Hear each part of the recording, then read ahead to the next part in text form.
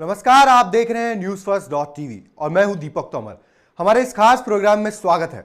दिल्ली में सरकार बनाने को लेकर सस्पेंस बरकरार है।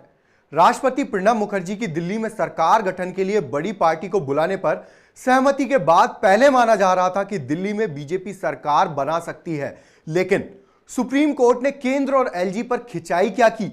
बीजेपी ने अपना रुख बदल दिया और तय किया कि अब दिल्ली में सरकार नहीं बनाएगी, यानी बीजेपी अब दिल्ली में चुनाव चाहती है।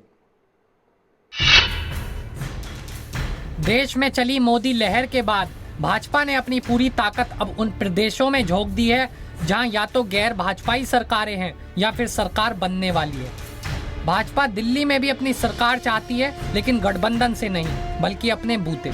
इसीलिए राष्ट्रपति प्रणब मुखर्जी के स्पष्ट संकेतों के बावजूद वह दिल्ली में सरकार बनाने से पीछे हट रही है। उसे चुनाव चाहिए, जबकि राष्ट्रपति ने उपराज्यपाल की सिफारिश को मंजूर करते हुए सबसे बड़ी पार्टी होने के नाते बीजेपी को दिल्ली में सरकार बनाने का मौका देने की बात कही है।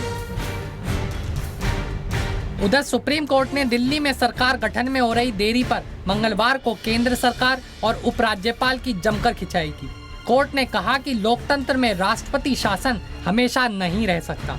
उपराज्यपाल को सरकार गठन के बारे में जल्द फैसला लेना चाहिए था। इसमें 5 महीने का समय क्यों लगा?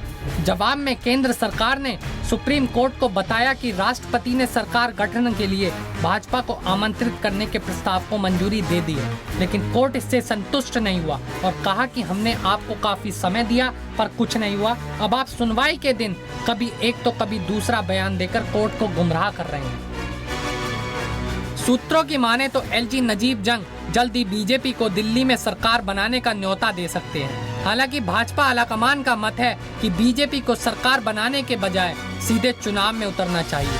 आपको बता दें कि फरवरी में आम आदमी पार्टी नेता अरविंद केजरीवाल के इस्तीफे के बाद से ही दिल्ली में राष्ट्रपति शासन लगा हुआ है।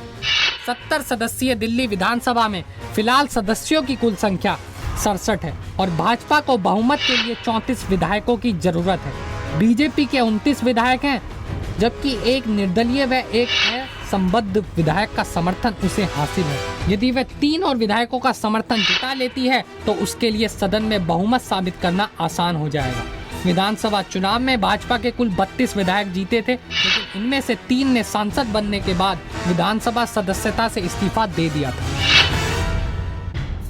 इस बीच दिल्ली में नई सरकार के गठन को लेकर सुप्रीम कोर्ट ने आपकी ओर से दायर याचिका पर सुनवाई 30 अक्टूबर तक टाल दी है। आपका कहना था कि केंद्र सरकार जानबूझकर दिल्ली में चुनाव नहीं करवाना चाहती। वह राष्ट्रपति शासन की आड़ में दिल्ली पर अप्रत्यक्ष रूप से शासन करने की मंशा रखती है। फिर बिना खरीद फरोख्त के दिल्ली में सरकार बनाना संभव भी नहीं। ऐसे में विधानसभा भंग कर दिल्ली में नए सिरे से चुनाव कराए जाने चाहिए। याचिका पर सुनवाई करते हुए कोर्ट ने केंद्र से पूछा कि क्या भाजपा के पास दिल्ली में सरकार बनाने के लिए पर्याप्त नंबर है? क्या भाजपा इस स्थिति में है कि वह दिल्ली में एक स्थायी सरकार दे सके? सुप्रीम कोर्ट ने साफ कहा कि राष्ट्रपति की सरकार गठन के लिए अनुमति मिलने के बाद भी आपकी याचिका पर सुनवाई जारी रहेगी। सुप्रीम कोर्ट ने सुनवाई के दौरान कहा कि लोकतंत्र में जनता को एक चुनी हुई संवैधानिक सरकार का हक है और अगर उन्हें एक संवैधानिक सरकार नहीं मिलती है तो ये उनके संवैधानिक अधिकारों का हनन है। लेकिन सबसे बड़ा सवाल अब भी कायम है कि क्या संवैधानिक दायरे में कोर्ट उपराज्यपाल को विधानसभा भंग कर फिर से चुनाव कराने के निर्देश दे सकता है या नहीं? सुनवाई के दौरान कोर्ट का कड़ा रुख केजरीवाल के हक में जाता दिखाई दिया। प्रशांत भूषण ने कहा कि सुनवाई रोकने के लिए भाजपा ने ये गेम प्लान किया, जबकि पिछले 6 माह से भाजपा सरकार बनाने के लिए हर तरह के हथकंडे अपना रही है। उधर दिल्ली में सरकार गठन के लिए भाजपा को न्योता दिए जाने की खबर मीडिया में आने के बाद कांग्रेस के प्रदेश अध्यक्ष जेपी अग्रवाल ने भी इस मुद्दे पर उपराज्यपाल की आलोचना की। उन्होंने कहा कि इस कदम से भाजपा को फिर से खरीद फरोख्त का मौका मिल जाएगा। साफ है कि एलजी पर दबाव है, जिसकी वजह से वह इस तरह से काम कर रहे हैं। खैर, अब यह बात देखने वाली होगी कि दिल्ली में सियासी ऊंट किस करवट बैठता है। NewsFirst.tv की आज इस खास पेशकश में बस इतना ही। मुझे दीजिए इजाजत और बने रहिए NewsFirst.tv के साथ। नमस्कार।